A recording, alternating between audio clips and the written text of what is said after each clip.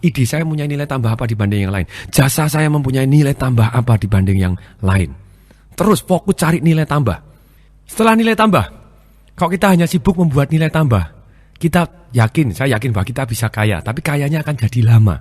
Untuk bagaimana kita kaya sangat-sangat lebih cepat, perhatian, saya akan buka satu rahasia. Kuncinya adalah ini. Jadi uang yang sangat banyak dengan sangat cepat sama dengan, oke saya ulangi, uang yang sangat banyak dengan sangat cepat sama dengan nilai tambah. Kalau tidak ada nilai tambah, ya celaka gitu ya. Harus ada nilai tambah. Komposisinya ini satu adalah nilai tambah, yang kedua dikali, yang ketiga leverage atau alat bantu. Jadi kuncinya cuma ini. Kalau kita mau membuat uang yang sangat banyak, itu adalah kita membuat nilai tambah, kemudian dikalikan leverage atau alat bantu, alat yang mempermudah hidup kita.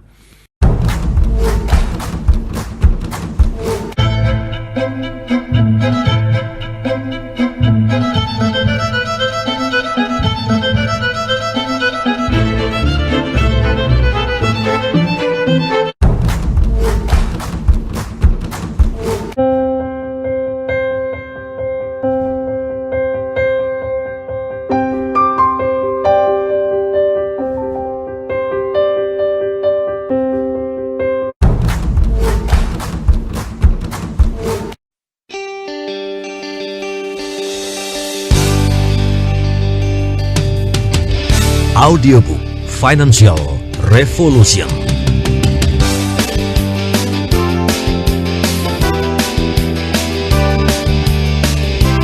Audiobook Financial Revolution bersama Tung Desem Waringin, eksklusif Indonesia and Tony Robbins, Authorized Consultant.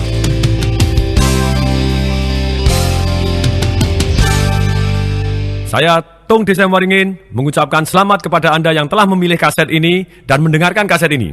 Karena Anda termasuk 3% orang yang take action. Saya mengucapkan selamat karena apa? Karena di dunia begitu banyaknya orang ingin sekali berubah, tapi mereka hanya ingin saja, tidak pernah take action. Anda termasuk 3% orang yang teratas karena Anda sudah take action, sudah membeli kaset ini, dan sudah mulai mau mendengarkan kaset ini. Anda termasuk orang luar biasa.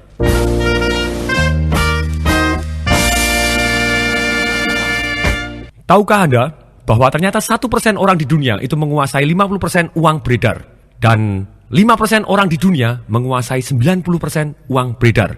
Saya pernah bekerja di satu bank swasta yang terbesar di Indonesia saat itu.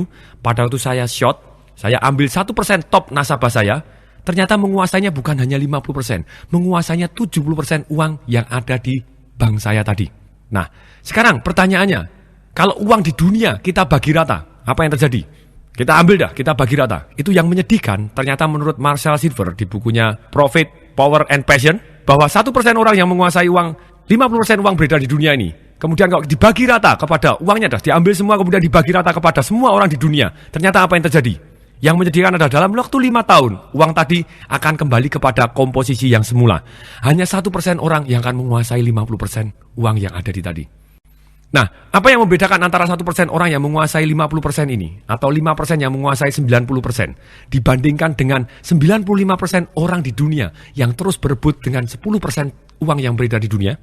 Ternyata yang membedakan begini, ketika uang tadi dibagi rata kepada mereka semua, orang-orang yang 95% orang yang menguasai 10% ini, begitu dia terima uang rata, yang membedakan mereka adalah mereka bertanya kepada diri sendiri, mau saya pakai apa ya?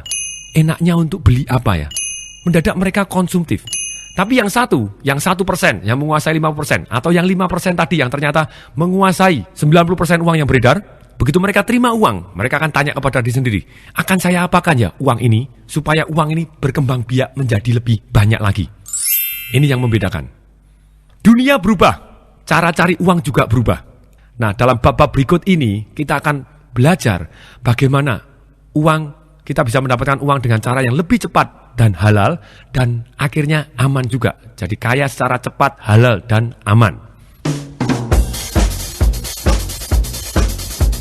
Nah, sebelum kita mempelajari bagaimana orang bisa kaya dengan cepat, halal, juga aman, saya akan sampaikan dulu kenapa kok orang tidak menjadi kaya. Ini ada beberapa, kalau saya simpulkan sebenarnya ada 11, saya saringkan dalam kesempatan ini, saya saringkan hanya 3. Kenapa orang tidak menjadi kaya? 1, karena orang tadi tidak mempunyai tujuan untuk menjadi kaya. Selesai. Kalau kita tidak mempunyai tujuan jadi kaya, ya sudah, kita tidak akan bertambah jadi kaya. Yang kedua, orang mempunyai keyakinan yang salah tentang kekayaan. Atau mereka tidak mempunyai keyakinan bagaimana dia bisa jadi kaya. Jadi kesalahannya di keyakinan. Yang ketiga, mereka melakukan tindakan yang salah atau tindakan yang berbeda dari orang-orang yang bisa menjadi kaya. Oke, nah sekarang saya bahas satu persatu. Kalau kita kepengen kaya gitu ya, sudah pasti bahwa ini tujuan kita harus punya. Karena kalau orang tidak punya tujuan, celaka. Bahwa tujuan ini ibaratnya seperti kita pada waktu kita mau tidur, kita katakan kepada diri kita sendiri, besok saya mau bangun jam 5 pagi. Apa yang terjadi? Ternyata besok pagi jam 5 kita benar-benar bangun tanpa melihat jam. Begitu jam 5 kita langsung bangun. Kok bisa? Betul sekali, karena subconscious kita akan bekerja. Tanpa melihat jam kita tahu-tahu bangun jam 5. Nah, kalau kita tidak menentukan tujuan, dan kalau kita menentukan tujuannya salah, contohnya besok saya mau bangun ya sepagi mungkin lah. Apa yang terjadi? Ya akibatnya kita ada dua reaksi. Betul sekali. Satu reaksi otak kita mengabaikan, ini yang ngasih perintah nih goblok nih. Nah kalau goblok seperti begini ya tidak usah diturutin lah. Apa yang terjadi? Jam 8 kita jadi terlambat. Nah demikian juga reaksi otak yang kedua, bahwa ternyata kita pada waktu kita mengatakan, oke kita mau bangun sepagi mungkin, reaksi kita yang kedua adalah otak kita menganggap serius sekali. Apa yang terjadi? Jam 1 pagi kita bangun, jam 1 lebih 10 kita bangun lagi, jam 1 lebih 20 kita bangun lagi, akibatnya kita tidak bisa tidur. Jadi kalau kita hidup tidak mempunyai tujuan, apa yang terjadi? Ya kita tidak akan kemana-mana. Jadi nomor satu, ketika orang tidak mempunyai tujuan, banyak sekali risikonya. Percaya tidak bahwa otak kita akan selalu mengejar tujuan. Entah itu tujuan kita sendiri atau tujuan orang lain. Kemudian yang kedua, keyakinan yang saling bertabrakan. Nah kalau keyakinan yang saling bertabrakan ini, kita akan membuat kita jadi bingung. Di banyak seminar saya di Financial Revolution, saya minta orang untuk menulis, keyakinan apa yang pernah kamu dengar? Pernah dengar aja lah, kata-kata yang pernah dengar. Tanpa sadarkan mempengaruhi kita, tanpa sadarkan menjadi keyakinan kita di bawah sadar. Uang adalah akar dari segala kejahatan. Nah kalau kita mempunyai kebatinan di dalam hati kita, keyakinan kita, menganggap bahwa uang adalah akar dari segala kejahatan, apa yang terjadi? Kita akan sangat-sangat sulit untuk menjadi kaya. Karena kita tidak mau jadi jahat. Kemudian yang ketiga, bagaimana jurus tetap miskin gitu ya? Yaitu adalah melakukan tindakan yang salah atau belajar kepada orang yang salah. Nah rata-rata dari kita, kembali lagi, menurut survei begitu ya, menurut survei dari Gallup Internasional, disurvei dari sekian ribu orang, kemudian ternyata setelah diikuti dari umur 30 sampai umur 65 tahun, ternyata persentasinya begini, 54% itu tergantung kepada yayasan atau tergantung kepada saudaranya. Setelah dia mencapai umur 65 tahun, kehidupannya dia jadi susah, akhirnya dia tergantung dari orang lain. Atau dari negara ataupun dari manapun. Kemudian 36% ternyata mati duluan sebelum sampai umur 65. Kemudian 5% itu terpaksa masih harus bekerja untuk supaya bisa makan. Hanya ada 4% yang financially independent. Atau 4% ini dia bebas secara keuangan. Belum financially freedom, tapi financially independent. Maksudnya apa financially independent? Adalah orang tadi tidak perlu bekerja. Dia bisa bertahan hidup dengan gayanya dia. Yang belum mewah-mewah benar, tapi gayanya dia. Kini dan sepanjang masa. Itu financially independent. Hanya satu yang kaya raya atau financially freedom. Maksudnya financially freedom itu apa? Orang tadi tanpa harus bekerja, dia sudah mendapatkan passive income, maksudnya passive income itu bukan active income, jadi dia tidur pun dapat uang yang cukup untuk membiayai gaya hidup yang dia inginkan, bukan yang sekarang. Dia ingin apa, dia bisa. Ingin apa, bisa.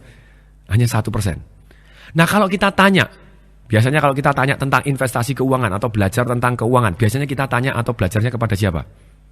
Kepada istri kita, kepada suami kita, kepada saudara kita, kepada orang tua kita, kepada guru kita, kepada siapapun. Silahkan, boleh. Tapi kalau kita belajarnya kepada orang yang 95% tadi, yang bukan yang 4% financial independent atau 1% yang kaya raya tadi, kita nekat belajarnya kepada yang 95%, apa yang terjadi? Ya, persentasenya akan nambah jadi 96%. Diri kita nambah di sana gitu ya. Tapi pertanyaan saya, apakah kalau kita belajar kepada yang top 5% tadi, pasti berhasil? Belum tentu, tapi lumayan. Tapi kalau kita ngotot belajar kepada yang 95% yang tidak berhasil tadi, digaransi tidak berhasil gitu ya. Nah, oleh karena itu, kita harus belajar kepada orang yang tepat untuk melakukan tindakan yang tepat. Nah, kalau kita belajar kepada orang yang salah, tanyalah terus kepada yang orang salah.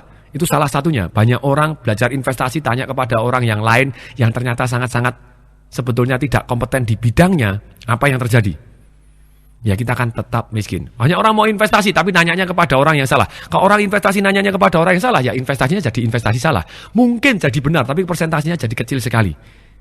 Nah kalau tanya kepada yang sudah benar-benar kompeten sekali, persentase kita, kemungkinan berhasil kita jadi lebih besar. Jadi salah satu resepnya kalau kita kepingin tetap miskin, tanyalah kepada orang yang salah. Lakukanlah tindakan-tindakan yang salah. Pelajarilah strategi-strategi yang salah. Jadi karena tanya, belajar, dan tindakan ini salah, hasilnya salah dan kita tetap miskin. Nah sekarang bagaimana jurusnya? Bagaimana semua orang bisa kaya raya gitu ya? Memang betul bagaimana kenapa orang tidak kaya tadi bisa kita balik langsung kita bisa kaya. Tapi kita harus perhatian dulu. Berapapun penghasilan kita, kalau mau jelas sekali aturan main untuk bagaimana akhirnya orang bisa kaya raya atau akhirnya orang bisa punya passive income. Maksudnya pasif kembali lagi kita tidur pun punya income yang cukup untuk membiayai gaya hidup yang kita inginkan. Sebenarnya jurusnya sederhana. Silakan dicatat. Perlu tertulis. Dengan tertulis kita akan jauh lebih ingat. Jurusnya sebenarnya sederhana, yaitu adalah mengeluarkan lebih sedikit daripada yang diterima dan menginvestasikan selisihnya. Kemudian kita investasikan ulang hasilnya untuk pertumbuhan bunga berbunga sampai kita mencapai investasi dalam satu jumlah yang masif yang dimana hasilnya cukup untuk membiayai gaya hidup kita. Jadi bagaimana kita harus mengeluarkan lebih sedikit daripada yang diterima dan menginvestasikan selisihnya dan menginvestasikan ulang tadi hasilnya dari selisihnya yang tadi untuk pertumbuhan bunga berbunga sehingga kita mencapai satu investasi dalam jumlah yang masif sehingga investasi yang masif tadi menghasilkan satu bunga atau satu hasil yang cukup untuk membiayai gaya hidup kita dengan atau tanpa kita terlibat di dalamnya. Sebenarnya ilmunya yang sangat-sangat sederhana untuk bagaimana kita bisa kaya. Nah kemudian kalau dalam ilmu science of getting rich, bagaimana secara ilmiah kita bisa menjadi kaya raya? Sebenarnya science of getting rich, orang yang kaya atau science of getting success, atau science of getting promotion, science of getting what we want, secara ilmiah, sebetulnya bisa disimpulkan hanya dengan 3 saja. Orang yang sukses, orang yang kaya, orang yang apapun gitu, yang mencapai dari impiannya dia, bergerak dari tidak kaya menjadi kaya, orang yang tidak sukses menjadi sukses, ada pergerakan, ada perubahan tadi. Sebenarnya resepnya hanya 3 ini. Satu adalah orang tadi think in the certain way, berpikir dengan cara tertentu. Kemudian yang kedua, feel in the certain way. Yang ketiga, act in the certain way. Bahwa apapun di dunia, akan dijelaskan satu persatu, apapun di dunia yang kita mulai adalah dari think. Jadi apapun yang di dunia ini, kalau misalnya ada air condition, ada handphone kita, ada televisi yang akhirnya jadi tipis, ada pesawat luar angkasa, ada gedung, semua yang kita pakai, semua yang ada di lingkungan ini, tadinya tidak ada. Kok bisa ada? Karena tadi ada satu orang atau banyak orang yang think in the certain way. Think in the certain way ini bagaimana? Kalau kita mau sukses dan luar biasa, kita harus mempunyai satu goal, tujuan. Kita think, oke, saya maunya ini. Dan dia bisa bayangkan secara detail. Contohnya, Akio Morita, pemilik Sony. Ketika dia datang di research and development-nya, dia bawa ide dengan bunyinya begini. Saya mau membuat tape sebesar ini. Tape recorder sebesar ini. Lebarnya 10 cm, panjangnya 12 cm, tebalnya cuma 2 cm. Saya mau segini. Bagian research and development-nya bilang, wah tidak mungkin Pak, ini mana bisa, tidak bisa. Oke, dia jawab, find the way or create new one. Cari caranya atau ciptakan sendiri caranya. Pokoknya saya mau begini. Karena ada orang yang berani dengan fix, dia mau persis detailnya seperti ini. Akhirnya terjadi. Jadi salah satu tujuannya kembali lagi, kalau kita think in the certain way itu adalah kita harus memikirkan secara detail. Fokus kepada hal yang kita inginkan. Nah kalau kita tidak cukup jelas dan tidak cukup sering untuk mengulangi apa yang kita impikan, goal kita akan jadi burem dan kita akan jadi loyo.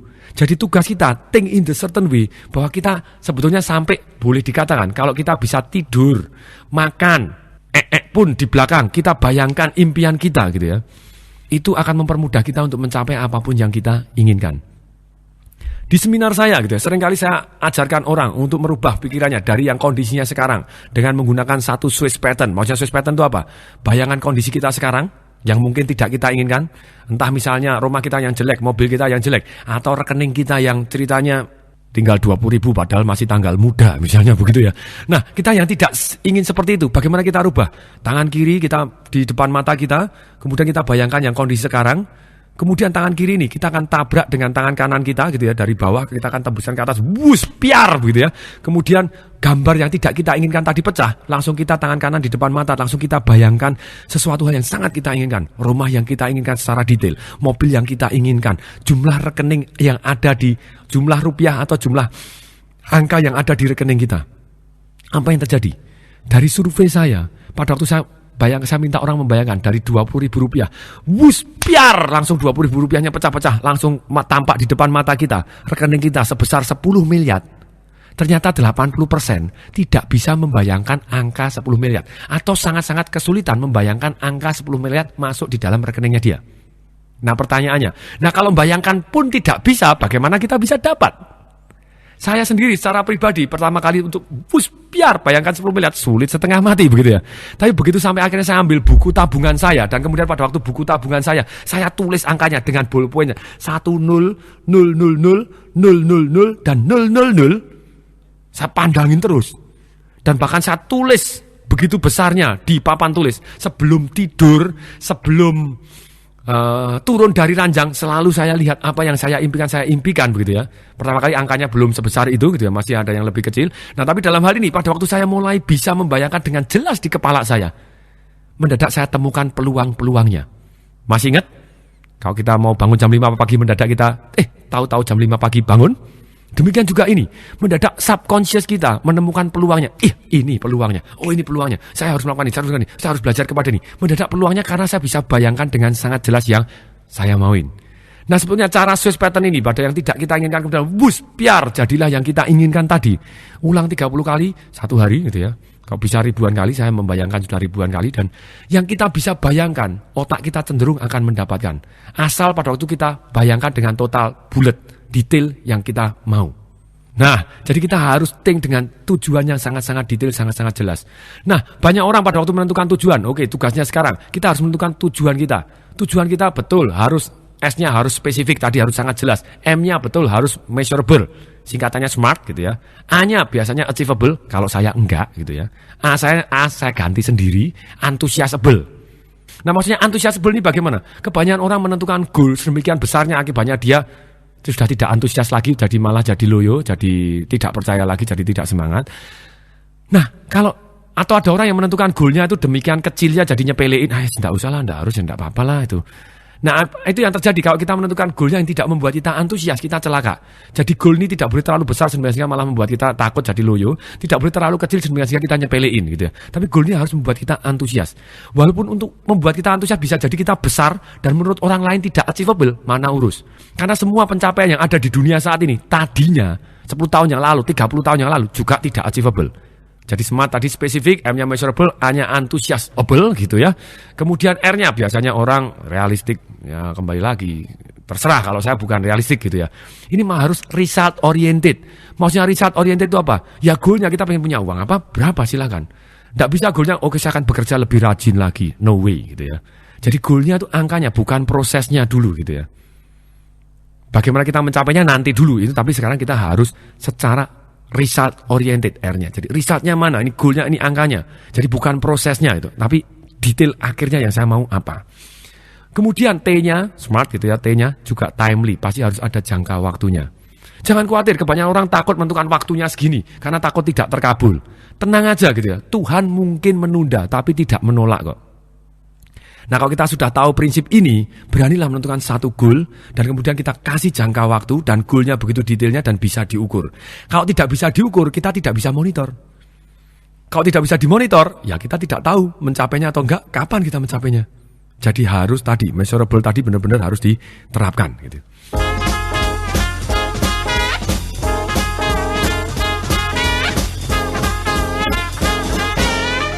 Tadi tujuan, sekarang kita masuk ke keyakinan. Sekarang bagaimana kita bisa mempunyai keyakinan yang mantap, bulat, kongruen untuk menuju kaya, untuk menuju keuangan yang baik, menuju passive income yang dahsyat. Nah caranya tadi, pertama kali kita harus tulis dulu.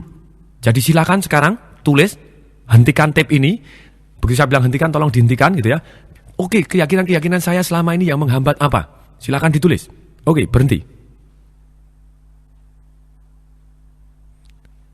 Oke, selamat datang kembali. Kalau Anda belum menulis, tolong dimatikan lagi tipnya. Tolong ditulis terlebih dahulu. Oke, saya anggap sudah Anda menulis semua.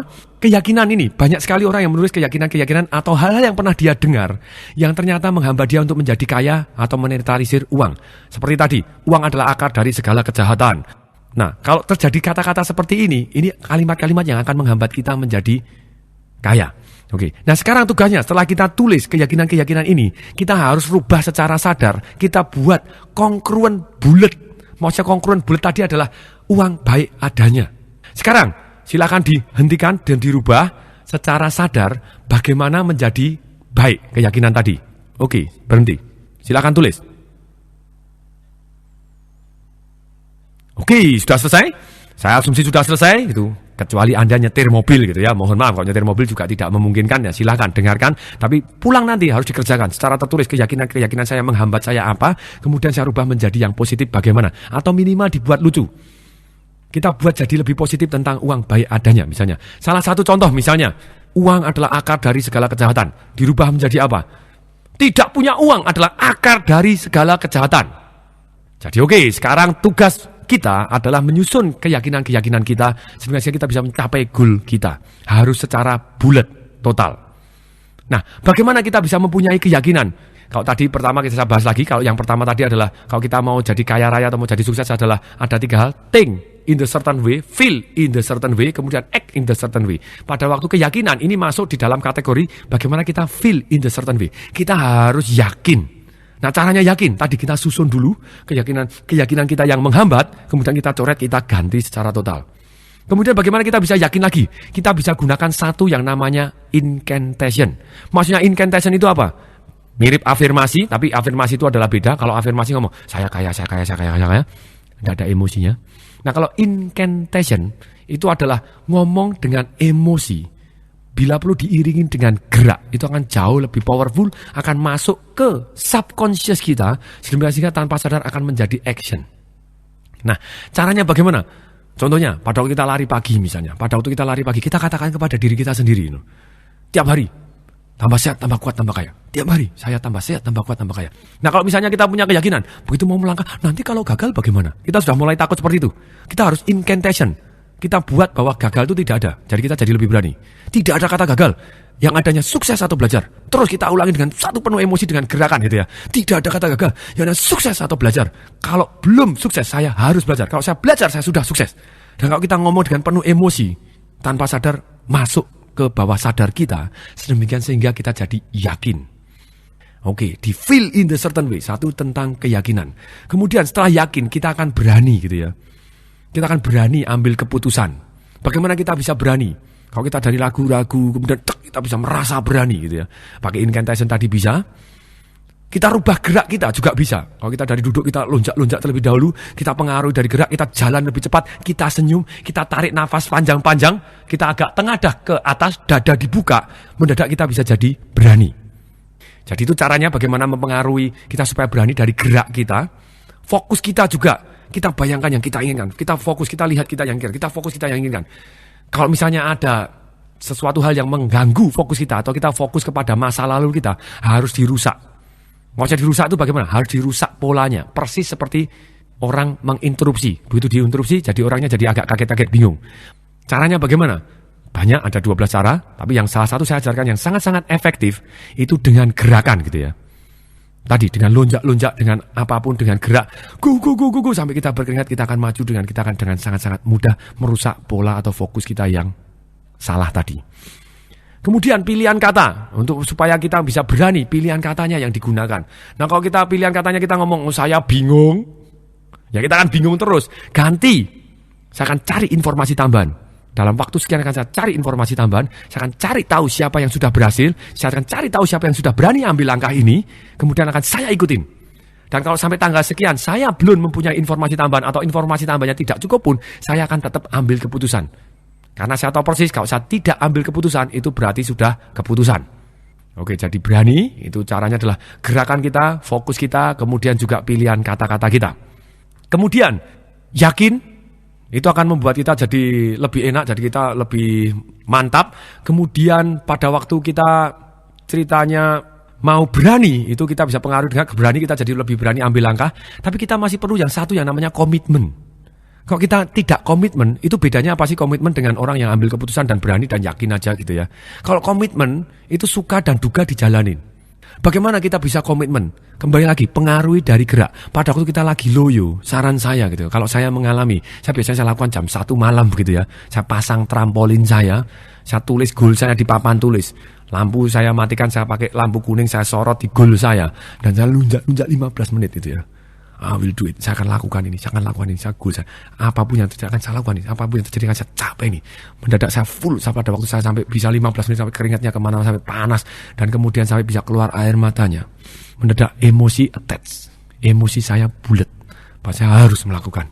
Ketika saya bulat, tadinya yang ragu-ragu, tadinya yang lucu, tadinya yang sudah hampir menyerah karena banyak penderitaan misalnya. Mendadak saya bangkit lagi dan boom, langsung. Besoknya apapun yang saya tunda tadi saya lakukan.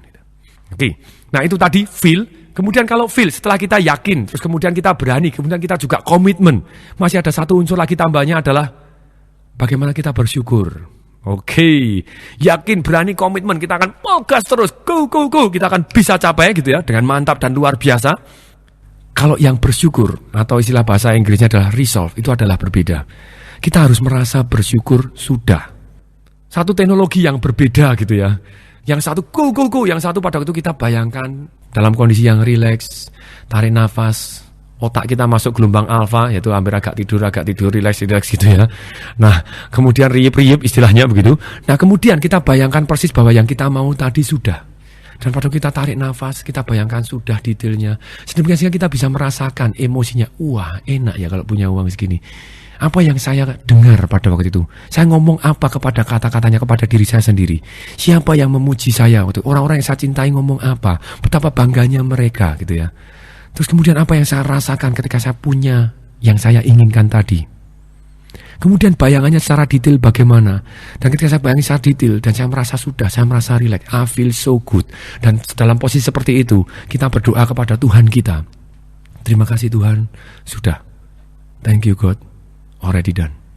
Jadi kalau kita sudah merasakan sudah, kita bersyukur, kita relax, tanpa sadar itu masuk ke dalam bawah sadar kita jauh lebih efektif. Jadi untuk memasukkan ke dalam bawah sadar kita supaya kita feel so good, itu ada dua cara itu. Satu dengan secara sadar, tadi kita pengaruhi keyakinan kita secara sangat sadar gitu ya. Terus kemudian kita pengaruhi keberanian kita dengan gerak kita, dengan fokus kita, dengan pilihan kata kita. Kemudian juga kita pengaruhi, kita komitmen kita juga kembali lagi dengan gerak kita sampai kita komitmen dengan lakukan apapun gitu ya, yang dalam arti positif. Kemudian kalau resolve ini kita pengaruhi secara bawah sadar, kita anggap sudah terlebih dahulu. Napoleon Hill ngomong, what your mind can conceive and believe, you can achieve. You can conceive, mind kita bisa conceive, bisa kita susun jadi adanya. Believe, kita yakini tadi, you can achieve, kita akan bisa sampai. Napoleon Hill itu ya. Nah, sekarang dalam hal ini, kalau kita mau dengan sangat-sangat sukses, ya kita harus melakukan tadi, meditasi, relax. Saya biasanya malam hari saya melakukan meditasi sebelum tidur, terus meditasi, relax, saya bayangkan apa yang saya cita-citakan sudah. Dan saya terima kasih Tuhan, sudah. Nah, seperti itu caranya. Pada waktu bagaimana kita feel. Sekarang kita akan masuk ke sesi berikutnya, yaitu adalah bagaimana kita act in the certain way. Act in the certain way. Ternyata begini, banyak orang yang sudah bisa think and feel, tapi kalau act-nya salah, hasilnya juga salah. Contohnya misalnya ada orang mau melihat matahari terbit. Dia sudah bisa think in the certain way. Detail sekali, mataharinya begini, segala macam begini. Dia bisa bayangkan dan ada emosionalnya. Wah, luar biasa. Dan dia semangat dan dia berani. Dan dia komitmen akan melakukan apapun. Dan dia sudah thanks God. Sudah Tuhan, terima kasih. Dia sudah bayangkan, sudah melihat matahari terbitnya. Tapi begitu bangun tidur, dia jalannya ke arah barat terus. Mungkin tidak dia bisa melihat matahari terbit. Mungkin kalau dia kepleset gitu, kemudian melihat ke timur, matahari terbitnya di timur gitu ya. Nah, tapi itu berdasarkan keberuntungan. Tapi kalau kita mau, bagaimana kita act in the certain way ini tadi, akhirnya kita bisa menuju mencapai apapun yang kita mauin tadi, termasuk dalam satu kondisi keuangan gitu ya. Tindakannya jelas, pasti tindakan satu pasti membuat tujuan. Kemudian yang kedua berikutnya, tindakannya bagaimana? Dia akan cari orang-orang yang sudah mencapai yang dia inginkan. Yang sebelum mencapai yang dia inginkan, dia harus tahu persis sebetulnya dia passionnya di mana. Jadi sebetulnya apa yang dia lakukan, yang dia sukai, apa yang dia dicintai. Kembali lagi, act in the certain way. Kalau boleh diulangi begitu ya. Sebelum kita menentukan tujuan kita mau kaya di bidang apa atau kaya dengan cara apa, caranya bagaimana supaya kita ambil tindakan bisa jadi kaya. Sebenarnya cara nomor satu adalah temukan dulu passion kita. Maksudnya passion itu apa? Apapun yang pada waktu kita lakukan, kita menjadi sangat-sangat semangat dan sangat-sangat bergairah. Nah, sekarang jadi bagaimana caranya menemukan passionnya terlebih dahulu? Caranya begini, jawab 3 pertanyaan ini. Kalau kita jawab 3 pertanyaan ini dan kemudian kita tulis, jawablah dalam kondisi tenang gitu ya. Kalau sekarang kita dalam kondisi tenang, hentikan sekarang dan dengarkan gitu ya. Dan kemudian tulis apa yang akan menjadi passion kita, gairah kita ada di mana. Tapi kalau enggak ya nanti pada waktu pulang cari tempat yang sepi, tenang, kemudian tulis sendirian begitu ya. Tulis, jawab 3 pertanyaan ini gitu ya. 1 pertanyaannya ini, apa yang saya senang sekali kalau pada waktu melakukannya. Oke. Kemudian berikutnya pertanyaan yang kedua, apa yang saya selalu semangat pada waktu saya mengerjakannya. Jadi bukan hanya feel senang, tapi entusiasnya juga ada. Banyak orang senang, tapi nggak ada entusiasnya, nggak ada gairahnya, nggak ada ada satu getaran yang membuat dia lebih semangat, nggak ada gitu ya.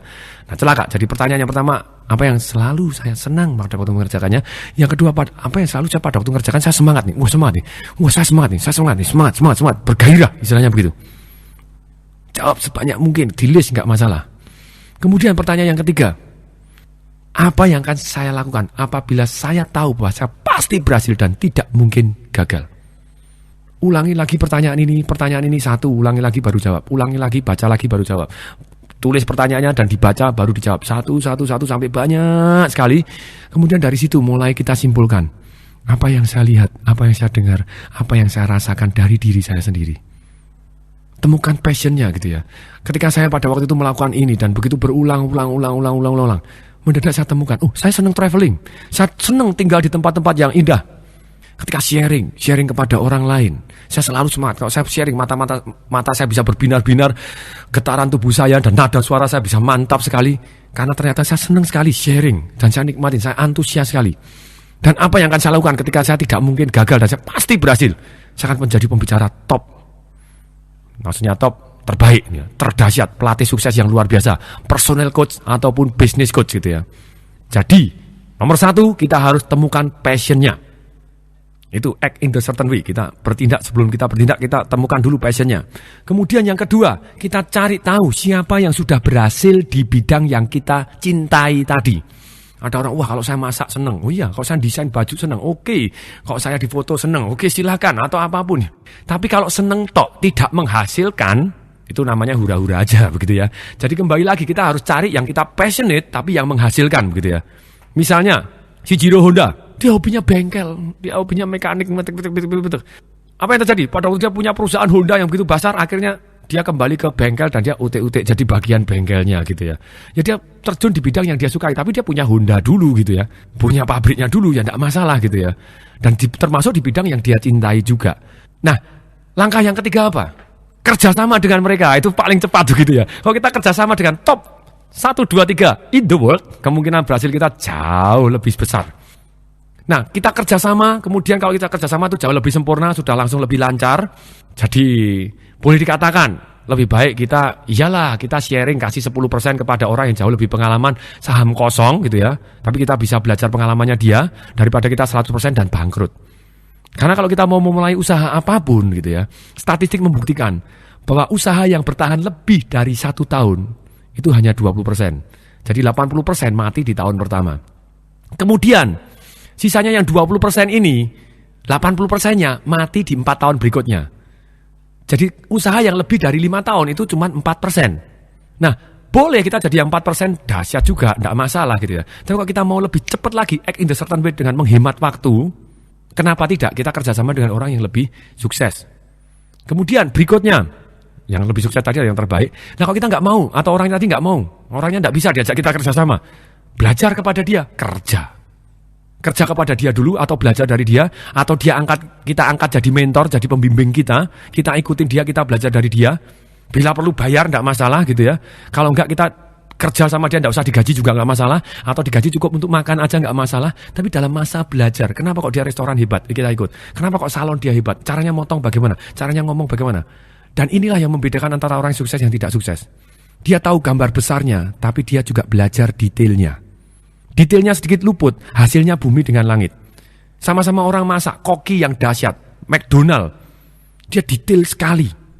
Jadi sehingga detail sekali, akibatnya semua orang bisa mengulangi dengan cara yang sama. Jadi saya tekankan sekali lagi gitu ya. Temukan passionnya, kemudian cari orang yang sudah berhasil di bidang yang kita cintai, ajak kerjasama atau kita belajar. Itu caranya. Nah kalau orangnya dipelajarin nggak mau, kirim FBI, kirim CIA, contek aja. Maksudnya contek ya kita amatin dari luar bagaimana kita belajar gitu ya. Tidak nyontek bentek-bentek terus itu namanya plagiat, enggak. Tapi kita modifikasi, kita gabungkan dari semua yang baik-baik. Mendadak kita bisa menjadi yang terbaik. Itu act in the certain way yang demikian sehingga kita tahu strateginya jauh lebih cepat. Dan act in the certain way ini banyak. Salah satunya kita harus mempunyai pleasing personality. Maksudnya pleasing personality itu bagaimana? Ya kita punya kepribadian yang menyenangkan. Terus kemudian masih ada lagi, apa? Kita harus profiting from failure. Setiap ada kegagalan, kita think-nya kita akan rubah dulu sehingga action kita bisa mengambil keuntungan dari kegagalan kita. Semua orang pasti ngalami kegagalan, nggak ada begitu ya. Nabi pun juga pernah ngalamin juga. Tapi dalam hal ini, mereka, orang-orang yang sukses, mereka selalu mempunyai ciri-ciri bahwa mereka ambil tindakan sehingga mereka untung dari kegagalan tadi. Mereka mempunyai keyakinan, mereka mempunyai feel, mereka think, bagaimana think, feel, and action, sehingga mereka untung dari kegagalan tadi. Salah satu cara untuk untung dari kegagalan tadi adalah kita belajar dari kegagalan tadi, sehingga kita tidak mengulangi lagi. Atau belajar dari orang yang sudah berhasil melampaui kegagalan tadi, sehingga kita tidak perlu mengalami sendiri, begitu ya. Itu kan jauh lebih efisien dan lebih cepat. Profiting from failure, gitu ya. Kalau kita ada kegagalan, oke, apa yang terjadi? Segala macam. Contohnya, toko buku saya tahun pertama, rugi 170 juta. Tapi apa yang terjadi? Ya saya profiting from failure. Oke, saya harus belajar apa? Belajar dari grosir-grosir yang lain, belajar dari Indomaret, tanya-tanya bagaimana mereka, bagaimana. Terus kita belajar dari kegagalan kita terus. Jadi termasuk salah satunya kunci dari act in the certain way, terus profiting from failure, belajar dari yang kegagalan kita dan besok kita take action dan bisa, oh kegagalan inilah yang membuat saya jadi kuat, jadi hebat sekarang ini. Kembali lagi di yang ketiga, setelah think, feel, and act in the certain way. Act in the certain way yang akan membuat kita menjadi kaya itu adalah kita membuat nilai tambah. Di dunia ini, definisi uang, menurut saya, uang adalah pertukaran nilai tambah. Jadi kita akan dapat uang lebih banyak kalau nilai tambah kita banyak. Sesama karyawan, siapa yang akan dipromosi? Betul, pasti adalah orang yang mempunyai nilai tambah. Nilai tambah karyawan, kalau kita mau dipromosi naik gaji, jelas cuma dua aja gitu ya. Satu, berperilaku menyenangkan. Yang kedua, menghasilkan. Produktivitasnya dia jauh lebih tinggi dibanding yang lain gitu ya. Nah maksudnya berperilaku menyenangkan, itu berarti kita bisa dipercaya. Kalau tidak dipercaya sudah pasti tidak menyenangkan begitu ya. Jadi berperilaku menyenangkan dan memberi lebih dari yang kita terima. Dalam arti kita, produktivitas kita jauh lebih besar daripada yang kita terima. Nah, ada nilai tambahnya. Semua orang kalau dapat uang berapa, dapat gaji, dapat bayaran apa, dia harus membuat nilai tambah. Dan sama-sama, misalnya begini, sama-sama menjadi pembicara, nilai tambah saya apa misalnya? Oh, antusiasme, semangat saya, energinya, ilmunya, dan kemudian juga saya terus praktek. Jadi kelebihan saya apa? Oh, saya ngajarkan yang saya sudah praktek, misalnya begitu. Karyawan, nilai tambah siapa? Saya jujur, bisa dipercaya. Itu nilai tambah yang very, very good juga. Sebenarnya kalau prinsipnya, kita nilai tambah itu kita bisa ukur begini. Kita tidak mengalahkan orang lain, tapi kita membuat diri kita unggul, beda. Kembali lagi, banyak orang bingung gitu ya. Loh, unggul kok tidak mengalahkan orang lain? Nah, kalau kita mengalahkan orang lain, kita bisa jadi dengan cara menjelek-jelekan orang lain, dengan menjatuhkan orang lain, kemudian dengan menyabotase orang lain. Banyak orang seperti gitu. Enggak, kita harus fokus bagaimana membuat nilai tambah kita sendiri lah. Kalau orang lain kalah ya salahnya sendiri gitu ya. Tadi kita tidak bermaksud menjelekkan dia, menjatuhkan secara negatif, enggak. Tapi kita fokus bagaimana membuat nilai tambah di diri kita sendiri, produk kita ataupun ide-ide kita. Nah, act in the certain way, kita harus fokus. Nilai tambah saya apa? Produk saya mempunyai nilai tambah apa? Ide saya mempunyai nilai tambah apa dibanding yang lain? Jasa saya mempunyai nilai tambah apa dibanding yang lain? Terus fokus cari nilai tambah. Setelah nilai tambah, kalau kita hanya sibuk membuat nilai tambah, saya yakin bahwa kita bisa kaya, tapi kayanya akan jadi lama. Untuk bagaimana kita kaya sangat-sangat lebih cepat, perhatian, saya akan buka satu rahasia. Kuncinya adalah ini. Jadi uang yang sangat banyak dengan sangat cepat sama dengan, oke saya ulangi, uang yang sangat banyak dengan sangat cepat sama dengan nilai tambah. Kalau tidak ada nilai tambah, ya celaka gitu ya. Harus ada nilai tambah. Komposisinya ini satu adalah nilai tambah, yang kedua dikali, yang ketiga leverage atau alat bantu. Jadi kuncinya cuma ini, kalau kita mau membuat uang yang sangat banyak, itu adalah kita membuat nilai tambah, kemudian dikalikan leverage atau alat bantu, alat yang mempermudah hidup kita. Nah, nilai tambah itu kita kalau tidak ada faktor kalinya, kita akan kesulitan. Kemudian leverage, kalau kita tanpa leverage, kita akan kesulitan. Sebenarnya leverage itu apa sih? Maksudnya apa yang bisa membantu kita? Jadi definisi dari leverage adalah alat bantu, sistem yang membantu, orang yang membantu kita, apapun yang membantu kita mempermudah hidup. Seperti kita mengungkit gitu ya. Kalau kita mau membawa batu yang besar, kita mau gotong angkat misalnya 100 kilo juga bisa. Tapi kalau kita pakai alat bantu, alat ungkit misalnya, oke kita jugil gitu, jauh lebih mudah. Nah, saya akan bahas dulu, yang namanya leverage itu perlu di leverage di mana? Alat bantu kita harus cari orang yang membantu alat bantu itu yang di sisi apa aja. Itu ada singkatannya adalah RISE gitu ya. Maksudnya RISE apa? Maksudnya RISE itu R-I-C-E gitu ya. R-I-C-E, RISE. Nah, RISE itu R, resources. Sumber dayanya bisa kita leverage, tidak perlu diri kita sendiri gitu ya. Maksudnya sumber daya apa? Resourcesnya, R-nya, resourcesnya. Modalnya tidak perlu modal kita sendiri. Time, tidak perlu time kita sendiri. Oke? Kemudian ide, tidak perlu ide kita sendiri. Kalau kita bisa kerjasama dengan the best in the world gitu ya, sudah digaransi plus minus kemungkinan berhasilnya 98% sendiri gitu ya. Jadi ide tidak perlu ide kita sendiri, kita bisa datangkan ide dari manapun. Kemudian C, kontak. Jadi pada waktu kita rise gitu ya, pada waktu resources, kemudian idenya, kemudian dalam hal ini kontak, maksudnya kenalannya. Siapa kenalan? Tidak perlu kenalan kita sendiri. Kita bisa gunakan kenalan-kenalan orang yang lain. Kemudian expertise, tidak perlu keahlian kita sendiri. Itu kita harus cari siapa yang bisa membantu saya, siapa yang bisa membantu saya, siapa yang bisa membantu saya. Jadi apa yang bisa membantu saya, apa yang bisa membuat saya lebih cepat. Kalau saya tidak punya modal, siapa yang punya modal yang kira-kira bisa membantu saya. Ide, kalau saya kehabisan ide, saya tak ke luar negeri dulu, oke boleh. Saya jalan-jalan dulu, saya survei kemana-mana. Oh mana ya, saya coba makan sini, coba ke sana, coba lihat sana. Mulai kita buka mata dan buka pikiran, buka hati, mendadak kita akan temukan banyak ide yang bertebaran di sekeliling kita. Kita akan temukan gap. Jadi orang yang kaya itu pintar sekali menemukan gap. Maksudnya gap itu apa? Apa yang dibutuhkan orang dan yang belum dipenuhi gitu ya. Orang butuh ini tapi belum ada yang memenuhi. Oke, kalau saya penuhin akan jadi dahsyat luar biasa. Nah, tidak perlu kita belajar dari sendiri, tidak perlu kita coba-coba, kita bisa tes dari dan kita ambil dari ide-ide orang yang lain yang sudah terbukti sukses. Itu kan jauh lebih mudah gitu ya. Terus kemudian berikutnya faktor kali. Orang-orang yang paling kaya di dunia, dia bisa membuat uang dalam jumlah yang sangat-sangat banyak dibanding orang-orang biasa karena dia menggunakan faktor kali. Mari kita lihat, orang yang paling kaya di dunia siapa? Bill Gates saat ini. Oke.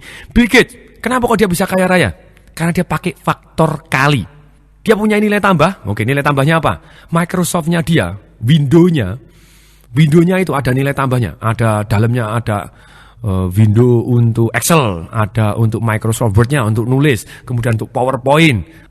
Kemudian apakah dia jual kepada retail? Pada waktu itu saya bingung, kenapa ya Microsoft ini kan dibajakin begitu banyak, kok dia bisa kaya raya termasuk orang paling kaya di dunia? Dia jual kepada siapa? Langsung kepada IBM, produsen komputer, siapa lagi? Compaq, Toshiba, apalagi? Sony, apalagi? Acer, HP. Tapi apa yang terjadi? Ketika jual langsung kepada begitu banyaknya pabrik komputer tadi, apakah pabrik komputer dijual cuma satu aja? Enggak, langsung dicetak jutaan komputer. Oke, nah faktor kali ini bisa kepada bukan hanya ceritanya kepada langsung tek yang menyentuh kepada banyak, tapi satu tek yang menghasilkan banyak juga bisa. Misalnya ada orang tertentu langsung jual kepada satu pemerintah Indonesia, langsung seluruh Indonesia dia dapat. Oke, itu faktor kali gitu ya, luar biasa. Nah, banyak orang ketika tahu persis bahwa ini faktor kali, sekarang kita tanya kepada diri kita sendiri dulu. Saya sudah punya nilai tambah, faktor kali saya apa? Faktor kali saya siapa? Jadi kembali lagi, ingat faktor kali kita. Jadi simbolnya, oke, tolong tangannya disilangkan di depan dada semua. Ini adalah simbolnya faktor kali. Nah, dengan kita punya simbol seperti ini, kita akan tahu persis. Setiap waktu kita ingat, faktor kali saya apa? Faktor kali saya siapa?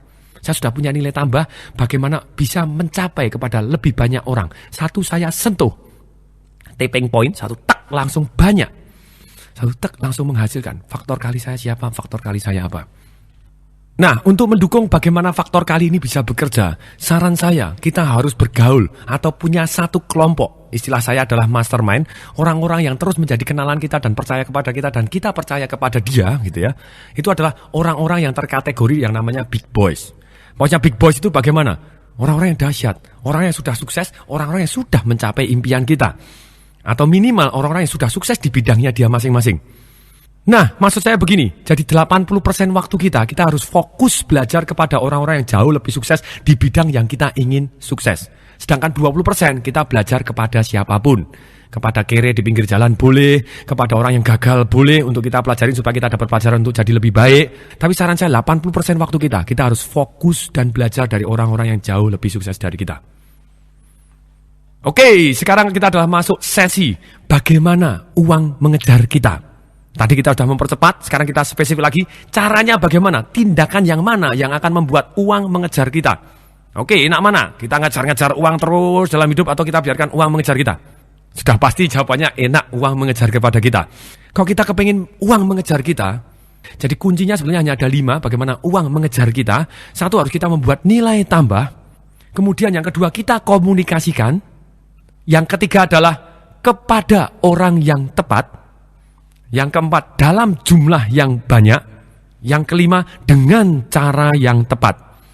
Nilai tambah, komunikasikan. Jadi kita harus membuat nilai tambah ini dikomunikasikan kepada orang yang tepat. Nah, maksudnya begini. Nah, kalau kita maksudnya orang yang tepat itu tadi, kepada faktor kali kita. Kemudian yang berikutnya, dalam jumlah yang banyak. Karena yang namanya faktor persaingan. Kalau orang mau lari ke tempat kita, biasanya dia ada sense of urgency. Why I must come to your place? Why I must buy? Kenapa saya harus beli? Kenapa saya harus datang ke tempatmu menggunakan jasamu? Nah, ketika seperti itu, kita nilai tambahnya luar biasa. Orang yang banyak tahu, mendadak orang berebut ke tempat kita. Dan itu tergantung waktu kita sejumlah banyak, berapa banyak. Terus bagaimana kita bisa leverage kepada orang lain.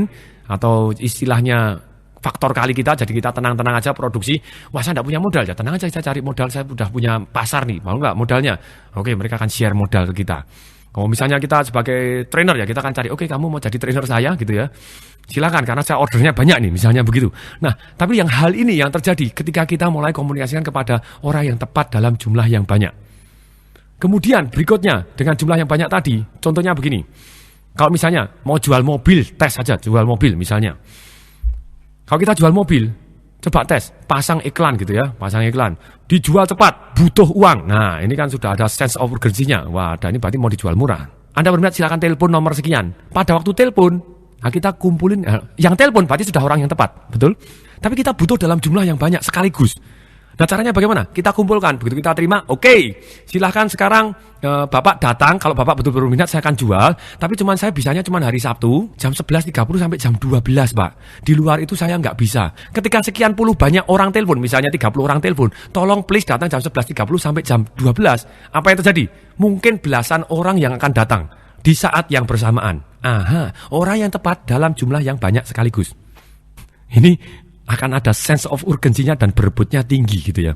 Jadi ketika kita kepingin membuat uang lari kepada kita, mengejar kepada kita, kembali lagi saya ulangi, kita harus mempunyai nilai tambah, kemudian kita komunikasikan, kemudian yang ketiga kepada orang yang tepat, yang keempat dalam jumlah yang banyak, yang kelima dengan cara yang tepat, uang akan lari ke kita. Sekarang kita masuk satu sesi, bagaimana kita bisa aman.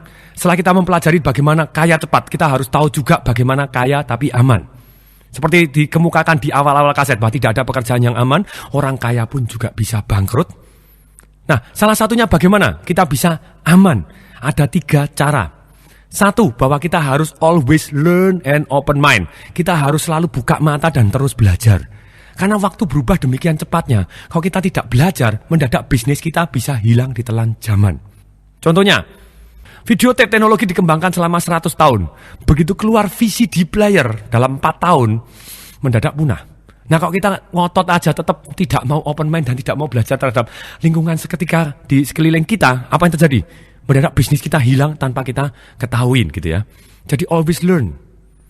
Kemudian, kalau kita terus belajar ini, penting sekali. Kemudian yang kedua, kita harus melakukan yang namanya multiple source of income. Tapi selalu ingat, kalau kita mau multiple source of income, kita harus punya primary source of income lebih dahulu. Maksudnya primary source of income itu tadi bagaimana? Sesuatu hal yang kita cintai, yang menghasilkan uang, istilahnya active income kita mengerjakan sesuatu yang bidang kita cintai, ya kita menjadi primary kita. Contohnya kalau saya primary saya jadi pembicara, saya jadi trainer.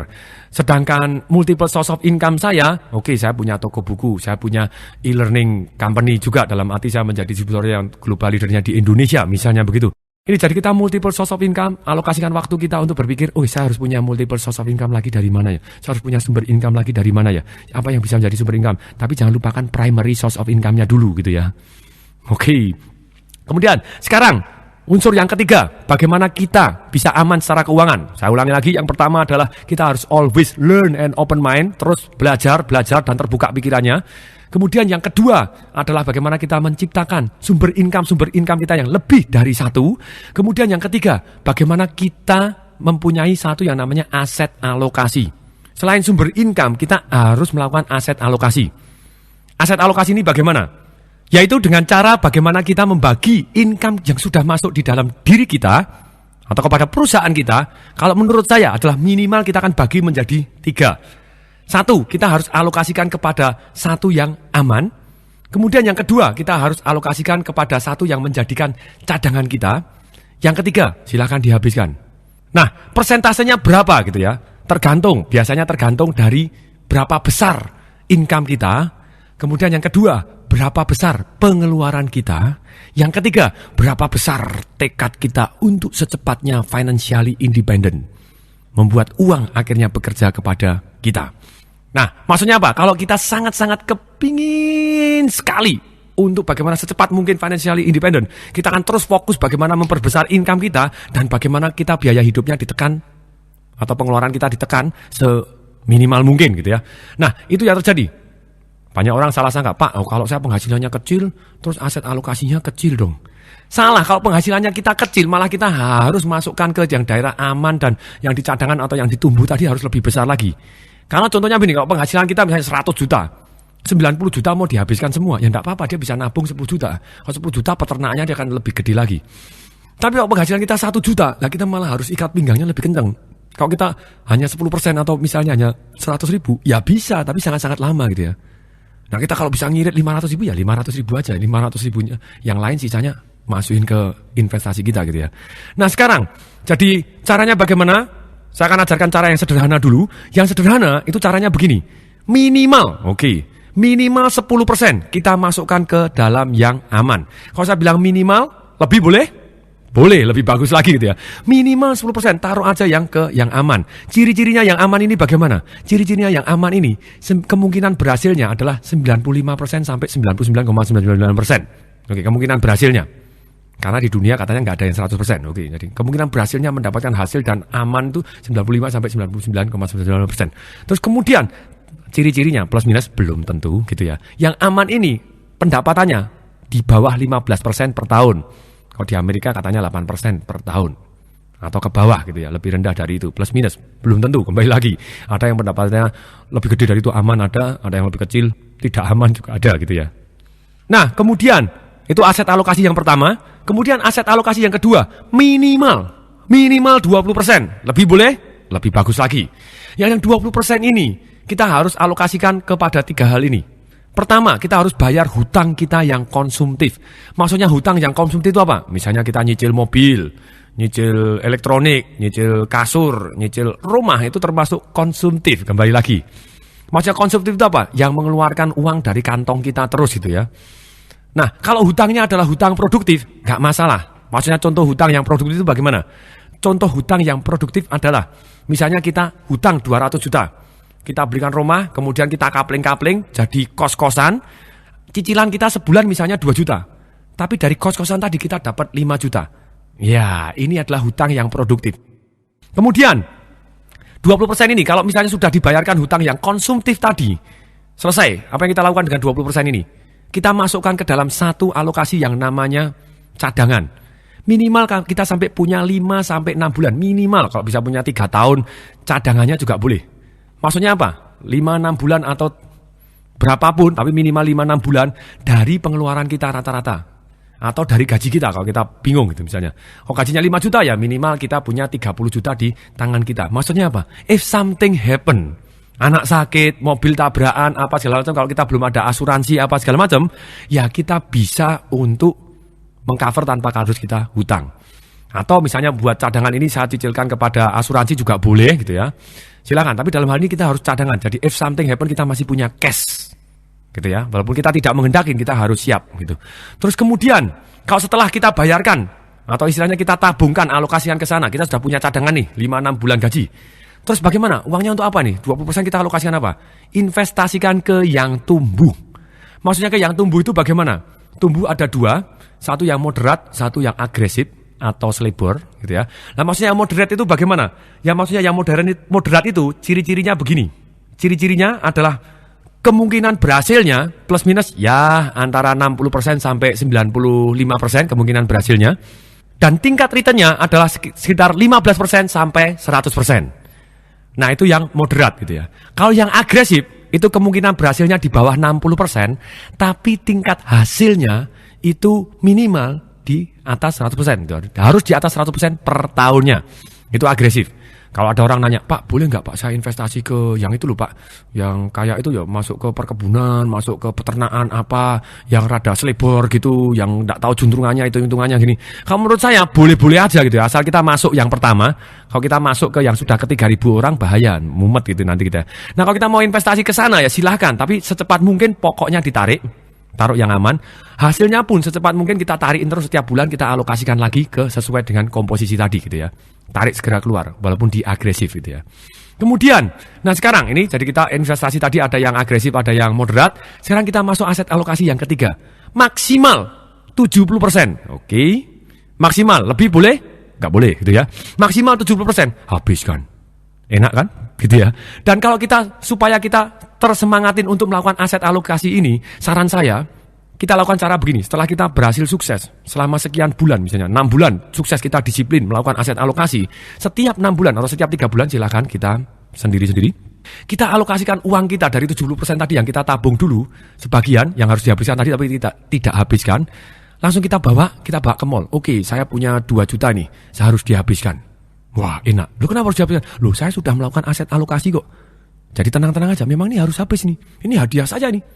Enak tenan gitu ya. Enak tenan karena kita sudah mempunyai aset alokasi yang sudah bekerja untuk kita yang aman. Nah sekarang kita akan masuk ke aset alokasi yang lebih canggih atau sophisticated istilahnya begitu ya. Nah aset alokasi ini tergantung dari sistem umur dan tergantung dari kategori keberanian kita untuk mengambil risiko. Maksudnya apa? Nah kita akan bagi dulu kita umurnya berapa dan tingkat keberanian kita ambil risiko berapa. Aman, kita termasuk orang yang konservatif, atau termasuk orang yang moderat, atau orang yang termasuk agresif. Ini untuk mengelola sesuai dengan keberanian kita dan umur kita. Nah, kalau misalnya contoh gampang seperti ini, kita masih kategori umur 20 atau sampai 30 tahun. Kita ambil kondisi sedang gitu ya, kita adalah orang yang moderat. Nah, mestinya kita akan investasikan untuk yang aman gitu ya, investasi ke bagian yang aman, alokasi yang aman, karena kita umurnya masih 20-30, yang aman 20% aja gitu ya. Atau 30% kalau kita moderat itu. Kalau kita cukup agresif ya kita akan 20%. 20% aja yang aman gitu ya. Nah kalau kita ceritanya termasuk orang yang konservatif, ya masukin aja yang aman misalnya 40% misalnya begitu. Kalau kita umurnya masih 20-30 itu. Nah kita tergantung kondisi kita. Kita harus tahu persis kalau kita konservatif seperti apa, tapi selalu harus ada masukkan aset alokasi ke yang aman. Tidak boleh kepada yang tumbuh semua. Nah, sekarang caranya begini. Jadi kalau pada waktu kita umur 20-30, ya kita anggap aja sesuai dengan umur kita. Kalau kita umur 20-30, berarti kita harus 30%. Kalau ini kita termasuk orang yang moderat, 30% taruh yang di aman. 70% itu silakan ke yang tumbuh. Tumbuh ini biasanya dibagi dua gitu ya. 35% yang moderat, 35%-nya adalah yang agresif, selebor sedikit nggak masalah. Nah, kalau kita misalnya umurnya 40, kita termasuk kategori moderat. Orang yang moderat biasanya tidak terlalu agresif, saya tidak terlalu konservatif juga gitu ya. Nah, terus bagaimana? Ya 40% lah taruh yang di aman. Nah, kalau saya termasuk umurnya 40 Pak, tapi saya termasuk agresif. Gimana? Ya 30% masukin ke yang aman, 70% genjot lagi ke arah yang tumbuh tadi. Nah, kalau saya sudah umur 60 Pak, 60% taruh yang aman gitu ya. Itu kalau kita moderat. Kalau kita agresif ya 50% lah taruh yang aman. Nah kalau kita konservatif 70% taruh yang aman. Nah banyak orang ngomong, Pak, lu kalau saya mau tumbuh daripada saya taruh yang aman bunganya cuman ya cuma 12%. Kalau saya gulungkan gini kan bisa ratusan persen. Mau jadi 9 orang yang terkaya di dunia pada saat itu, yang akhirnya mati dalam kemiskinan, bangkrut, masuk penjara, atau ada yang bunuh diri, ada yang masuk rumah sakit jiwa? Oke, orang yang paling kaya pun belum tentu aman, usaha yang paling sukses pun belum tentu aman. Alangkah baiknya kita selalu mempunyai satu cadangan yang ada, yang minimal. If something happen, kita masih ada yang punya peternakan duit ini tadi. Kembali lagi, kalau kita mempunyai misalnya 10 miliar, jadi 20 miliar, percaya atau tidak, kita tidak dianggap pinter-pinter bener, dan gaya hidup kita tidak akan berubah banyak. Naik Mercy ya tetap Mercy, misalnya begitu ya. Ya biasa-biasa aja, nggak akan berubah begitu banyak. Tapi kalau 10 miliar jadi 0, oke, orang akan menganggap kita goblok setengah mati. Kemudian yang berikutnya, kita akan lebih sulit untuk bangkit. Jadi perhatian, jadi alangkah banyak kita melakukan aset alokasi. Nah kalau aset alokasi yang aman, itu harusnya bagaimana? Boleh diambil tidak? Prinsipnya adalah tidak boleh diambil sampai kapanpun. Di sini ada satu prinsip yang namanya untuk menjalankan aset alokasi ini, ada satu prinsip yang namanya menunda kesenangan. Di Harvard, Fakultas Psikologi, dilakukan penelitian, sekian ratus anak dites di depan anak-anaknya. Tadi dikasih permen coklat, satu semua di depannya. Jadi anak yang umur 4-5 tahun ini dikasih tahu, kamu boleh makan sekarang juga karena permen sudah jadi milik kamu. Tapi kalau kamu mau menunda kesenangan, tidak dimakan lebih dahulu, saya akan kembali lagi 30 menit. Dan pada waktu 30 menit saya lihat kamu, permennya masih ada. Nanti kamu, siapapun yang permennya masih ada, akan saya kasih 2 permen coklat tambahan baru. Penelitian ini dilanjutkan 30 tahun kemudian. Apa yang terjadi? Orang-orang yang mampu menunda kesenangan tadi, sekolahnya jauh lebih bagus. Pada waktu dia bekerja, karirnya jauh lebih bagus. Pada waktu mereka berdagang, mereka jauh lebih sukses dan lebih kaya. Dibanding yang tidak mampu menunda kesenangan. Wah Pak, kalau terlanjur mati dulu bagaimana? Oke, percaya atau tidak, harapan hidup kita semakin lama semakin tinggi. Banyak orang merasa bahwa dia akan mati muda. Makanya dia foya-foya terus. Apa yang terjadi? Ternyata dia tidak mati-mati. Dan pada waktu mati, dia seolah-olah tidak pernah hidup. Karena tidak ninggalin apapun. Dan pada waktu hidup itu tahun terakhirnya dia sangat-sangat sengsara. Kalau misalnya kita pensiun umur 55 tahun, kategori istilahnya sekarang harapan hidup sampai 85. 55 tahun pensiun, berarti 30 tahun kita pensiun, tidak mempunyai income. Jadilah Anda yang ke 54% tergantung kepada orang lain, kalau masih hidup gitu ya. Atau jadi 5% yang masih harus bekerja keras untuk menghidupi kita. Sebenarnya yang 5% ini, sebenarnya dia ingin masuk ke kategori yang 36% yang mati itu. Aduh, daripada kesannya saya mati dulu aja deh gitu. Mungkin dia seperti itu, dari kepengen bunuh diri seperti yang konglomerat tadi misalnya. Tapi dalam hal ini kita kembali lagi, kalau kita benar-benar mau aman, lakukan aset alokasi. Loh Pak, nanti kalau ini hasilnya bagaimana aset alokasi lagi? Oke. Dengan aset alokasi ini kita gulungkan terus kita tunda kesenangannya. Bukan nunda sepenuhnya karena kita masih ada hadiah setiap 6 bulan atau setiap 5 bulan. Ya, kita dapat duit, kita bisa senang. Tidak masalah karena kita sudah aset alokasi. Ternyata kalau kita melakukan yang namanya aset alokasi dan kemudian kita gulung-gulung terus, kita memanfaatkan keajaiban dunia yang ke-8. Apa itu? Nah, ini Albert Einstein, cerita tentang Albert Einstein. Albert Einstein pertama kali datang di Amerika, diwawancara oleh wartawan di Amerika. Ditanya, Albert Einstein, apa yang kamu suka dari Amerika Serikat? Jawabannya Albert Einstein apa? Saya suka keajaiban dunia yang ke-8. Ada di Amerika. Apa itu? Compounding interest. Bunga berbunga. Hasil digulungkan. Kalau kita anggap bunga itu adalah haram, boleh. Yang hasil tapi, bagi hasil tapi digulungkan lagi. Hasil gulung lagi. Jangan keburu-buru diambil. Ya. Nah, ternyata apa yang terjadi? Kalau kita compounding interest kan, bagi yang mau tabelnya bunga berbunga, boleh ke kontak ke saya di alamat email yang ada di cover dari kaset ini. Nah, silakan kalau itu nanti. Kita akan buktikan bahwa ternyata 100 rupiah pun, ketika kita setiap bulan hanya 100 rupiah pun, ketika kita gulungkan terus, dengan bunga 25% per tahun. Ada orang yang ngomong, Pak 25% per tahun apa ada? Banyak gitu ya. Itu keyakinan kita, begitu nggak ada juga nggak ada gitu ya. Begitu ada juga ada, banyak sekali. Tergantung keyakinan kita dan begitu kita yakin pasti ada, akan saya temukan, mendadak kita temukan gitu ya. Oke, 100 rupiah per bulan, bukan per hari. Kalau kita dapatkan 25% per tahun, dalam waktu 50 tahun, sengaja, karena apa? Compounding interest ini dalam tahun-tahun awal, dia akan hanya tumbuh datar. Begitu tahun-tahun terakhir, dia akan tumbuh, boom, meroket tinggi. Langsung sangat tinggi. Jadi kalau waktunya cukup panjang, itu hasilnya cukup sangat-sangat dahsyat, luar biasa. Hasilnya akan sangat-sangat tinggi. Hasilnya, Sebetulnya kalau kita belum lihat hasilnya, modal kita berapa sih? Kalau kita nabung 100 rupiah per bulan, berarti setahun kita cuma keluar uang 1.200 rupiah. 10 tahun kita cuma keluar 12.000 rupiah. 50 tahun kita cuma keluar 60.000 rupiah. Ternyata dengan jangka waktu 50 tahun tadi dengan 25% per tahun gitu ya, akan jadi berapa? Silakan tebak. Pasti salahnya gitu ya, karena dihitung pakai kalkulator juga sulit, itu harus pakai program bunga berbunga, di Excel bisa. Nah, saya punya tabelnya, nanti silakan minta pakai email ke saya, akan saya kirimkan gratis. Nah ini, ternyata kalau 100 rupiah kita tabung terus-menerus dengan bunga 25% dalam waktu 50 tahun, akan jadi 1.179 juta rupiah. Itu duit cuma 60 ribu gitu ya. Oke, kalau orang ngomong, Pak, saya males dah kalau nungguin lamaan dah. Tak taruh 60 ribu aja, biarin bunga berbunga 25% gitu ya. Selama 50 tahun, nanti jadi berapa ya? Langsung aja saya tak kasih 60 ribu sekarang. Oke, jadi berapa? Jadi 14.159 juta. Oke, pada waktu saya pernah presentasi ini kepada salah satu doktor ekonomi gitu ya, penasihat presiden. Nah, pada waktu dia ngomong kepada saya, wah luar biasa ya Pak Tung ya. Wah, saya borosin duit handphone berapa ratus ribu nih sebulan. Kalau digulung gini lumayan juga gitu ya. Tapi mendadak karena dia dokter ekonomi, dia ngomong kepada saya nih, sebentar Pak Tung, tapi kan tidak sebesar itu. Kan masih ada inflasi. Oke, waktu itu Bu, ada 3 hal saya bilang gitu. Nabung 100 rupiah aja ngarepin inflasi. Oke, hal yang kedua, enak mana inflasi segede apapun, punya 14.159 juta, atau tidak punya duit sama sekali.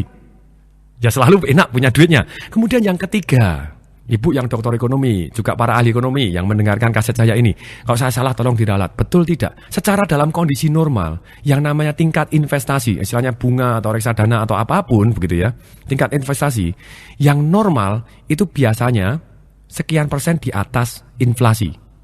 Yang normal gitu. Misalnya dalam beberapa waktu ini, waduh bunganya cuma 4% misalnya, tapi ternyata bulan tersebut adalah deflasi, malah bukan inflasi, misalnya begitu. Nah, kemudian kalau misalnya, oh Pak, ada kondisi tidak normal, betul, ada kondisi tidak normal. Misalnya dulu pada waktu tahun 1997 di Indonesia terjadi boom inflasi yang gila-gilaan 400% gitu ya, sampai 400%. Bunga bank pada waktu itu 75-72%. Kalau bunga bank 72%, inflasinya 400%. Banyak orang wah seneng dapat duit, dapat bunganya lebih gede, dapat 72%, dia seneng. Tapi kalau para pengusaha, dia jeli sekali. Saya punya nasabah yang luar biasa pada waktu itu, langsung beli mobil banyak sekali dia. Kijang sekian 60 biji gitu ya. 60 biji, satu bijinya 35 juta. Besoknya karena inflasi 400%, naik 90 juta, 110 sampai 120 juta. Dalamnya sekian bulan, kemudian dia jual lagi dengan harga 90 juta, laku kayak kacang goreng, sebetulnya dia untungnya sudah lebih dari 200%. Daripada hanya bunga bank 75%, nungguin setahun lagi misalnya begitu. Nah, dalam hal ini kita tahu persis bahwa kalau dalam kondisi tidak normal ya lebih baik kalau misalnya inflasinya lebih gede daripada bunga bank, orang pasti tidak mau ditabung di bunga bank. Rata-rata orang yang dahsyat dia akan ambil kesempatan untuk beli properti, beli barang karena hasilnya akan jauh lebih tinggi tingkat investasinya, pengembaliannya. Oke. Nah, sekarang kalau kita terlambat, kalau kita tidak melakukan aset alokasi, apa yang terjadi? Mari kita tes itu ya. Di tabel saya misalnya kita punya saldo awal, 20 juta. Kemudian setoran per bulan kita adalah 1 juta. Tingkat suku bunganya misalnya nih, kita ambil 14%. Pajak misalnya sementara tidak ada, karena ini tingkat investasi yang tanpa pajak misalnya. Reksadana, nggak tahu sampai kapan tanpa pajak. Tapi misalnya gitu ya, misalnya 20 juta setoran awal, setiap bulan kita tambahin 1 juta, dalam jangka waktu 20 tahun, tingkat bunga 14%. Kita akan mendapatkan hasil 1,6 miliar. Oke. Nah kalau kita 5 tahun lebih awal nabungnya, 20 juta kemudian kita tambahin, 5 tahun lebih awal aja. Sengaja saya ambil angka 20 dan 25 tahun, itu baru cukup signifikan hasilnya, istilah compounding growth-nya. Akan jadi berapa? Misalnya sekarang kalau 25 tahun. Kalau 25 tahun ternyata akan jadi 3,3 miliar. Oke. Nah kalau kita telat 5 tahun, hasilnya bumi dan langit, bisa separuhnya tidak ada gitu ya. Nah kalau kita lebih awal, ya kita harus lakukan lebih disiplin, hasilnya lebih luar biasa. Jadi bagi yang masih muda, ya lakukan sekarang. Kalau yang sudah tua, ya lebih baik sekarang daripada telat. Jadi tenang aja, kita mulai lakukan aset alokasi, hasilnya akan luar biasa dahsyat. Dan pada waktu kita sudah mempunyai 3,3 miliar misalnya begitu, kalau bunga 12% aja setahun, atau satu bulannya adalah 1%, kita akan dapat 33 juta rupiah per bulan. Untuk pensiun cukup lumayan kalau misalnya tingkat hasilnya. Memang betul kita harus perhitungkan inflasinya. Tapi percaya atau tidak bahwa dalam ini kalau kita yang namanya kita compoundingkan terus, inflasinya kalah gede. Tapi kita harus perhatian benar yang namanya komponen inflasi ini. Kalau kita investasinya di bawah inflasi, uang kita akan dimakan inflasi. Jadi kita harus pastikan minimal sedikit aja di atas inflasi. Kok bisa banyak di atas inflasi? Ya kita lebih bagus lagi. Makanya selain yang aman, kita harus kasih investasi kita dari aset alokasi kepada yang growth atau yang tumbuh. Demikian Financial Revolution kaset ini. No action, nothing happen. When you take action, miracle happen. Knowledge, pengetahuan, something. Tapi action is everything. Jadi knowledge dengan action, perfect thing. Jadi kalau kita sudah tahu, mulailah take action sekarang juga. Saya Tung Desem Waringin mengucapkan salam dahsyat.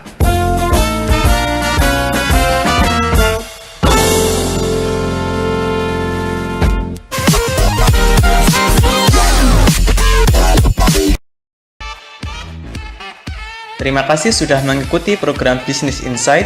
Jangan lupa untuk subscribe dan tekan tombol lonceng untuk mengikuti program Business Insight berikutnya.